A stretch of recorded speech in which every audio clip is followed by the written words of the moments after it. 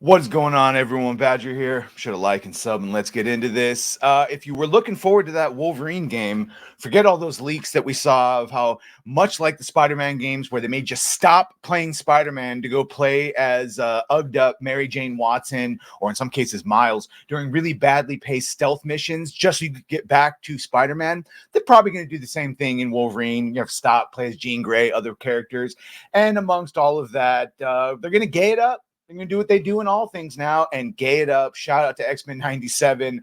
Bo DeMeo just couldn't help himself from making Morph gay and in love with Wolverine, which he confessed at the end of the last episode. So I'm sure we'll see some similar dynamics here.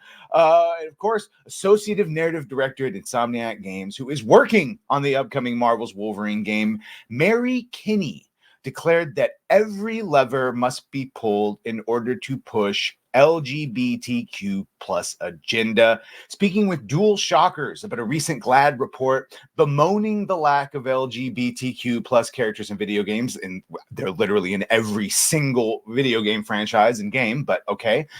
Kinney described the report as heartbreaking. She also stated that the GLAAD report tells us something key. Games are a way for LGBTQ people to socialize. It's a way for everyone to socialize. But it also tells us something heartbreaking, that LGBTQ gamers don't feel that developers are thinking of them when they design games. I think most people right now would say that LGBTQ is the only thing that a lot of these modern game developers are actually thinking of. Kinney added, there are so many LGBTQ developers, and we want what players want, to design experiences that tell the player we're here, we're important, and we belong. Bro, I just want you to make a good game that's fun and entertaining and has a good solid gameplay loop with fun characters and engaging gameplay mechanics. Why I don't really give a shit about your sexuality or your other, but that's the point. They do. In order to attain this, she declared, we need to pull every lever we have: characters, community support, using those community managers, mechanics to make it so. Yeah, and then I'm gonna skip over the whole part where he gives 5 pages of Bible verses explaining why that's bad, and just do the rational ones of it. It leads to not good games. When you are exposing and inserting ideology into anything, it's very hard for you to make a good game, which is why it is no surprise rather that Mary Kinney was one of the people that came out and tried to defend Sweet Baby Inc., of course, saying that we had no idea what they did over there. And now, granted, some of that we thought that they did even more than they did. And maybe in some cases she was right, that every single thing that were blaming on Sweet Baby Inc., while true, they certainly did suggest a lot of horrible ideas. The ground was already fertile for these horrible ideas because all of these companies invited the demon that is Sweet Baby Inc. into the house themselves. That being said, that ideology, the one that the in-house Ubisoft and other studios have, and the ones that these narrative consultancy companies have, they're all just straight up game destroyers. Yeah, and then this is just filled with more of them trying to cope.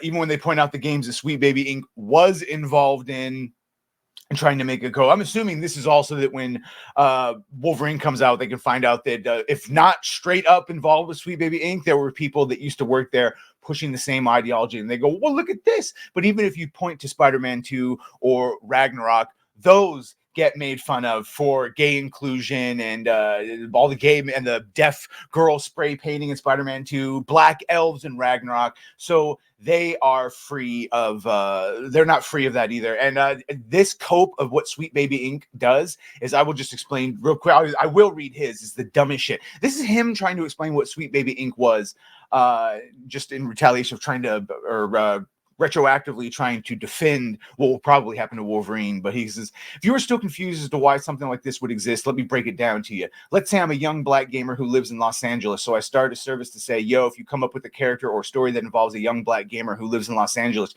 you should talk to me about it because I kind of know what that's like. Except, bitch, that's not what Sweet Baby Inc. They're a bunch of guilty fucking white adjacent mulatto black women from Canada. They don't know fuck about black American culture, West Coast or East Coast, or South, and yet they somehow, because of a slight melanation in their skin, are the arbiters of Black culture. It's a fucking grift. An impressive one to be sure, but a grift, just like Homeboy right here. And that's why everyone memed on him when he said this dumb shit, including Asmongold. After sharing all of these videos, of course, Mary Kinney is the one to watch out for. Sweet Baby Inc. defender and narrative director associative. Just as long as it's not assistant to the narrative director, she is in fact a narrative director. And like you said, she defended Sweet Baby Inc. She's no problem with that infiltration. And much like the call was coming from inside the house then, the call will be coming from inside the house now. So hopefully no one is buying this shit because of the AAA ban on buying new games for 2 years. Let's see. Let me know what you think of this. Make sure to like, share, and sub. If you have done that, thank you. If you're gonna do that, thank you. Well,